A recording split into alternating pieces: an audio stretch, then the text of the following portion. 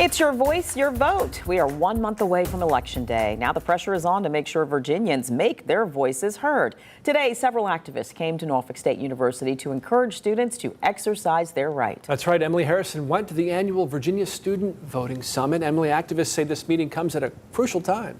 It really does, because the window for people to register to vote is quickly closing in. The regular voter registration deadline for the November 7th election is getting closer, and anyone who misses that deadline will have to do same-day voter registration and cast a provisional ballot. It's why activists met with several students today to make sure they not only know the power of their vote, but how to use it.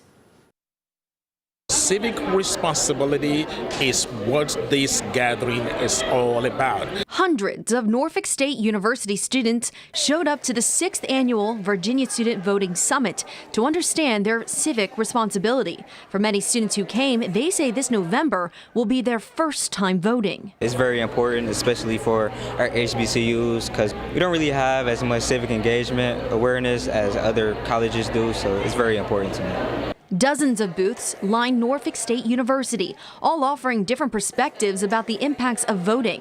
Jalen Drury, Deputy State Coordinator for Campus Vote Project, says this setup is intentional and hopefully gave students more face-to-face conversations about the power of students' votes. And so what we wanted to do was make sure students had direct access to those people and figure out who they wanted to be involved with and what matters to them the most based on where they're from and from their communities.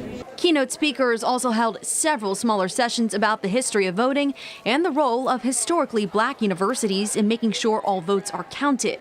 Although directed towards young people, anyone could show up, and activists say they hope people walked away fully understanding their civic duty. These organizations have one stake, or they have one skin in this game, and is to get these young people to be interested, that they will get up and vote.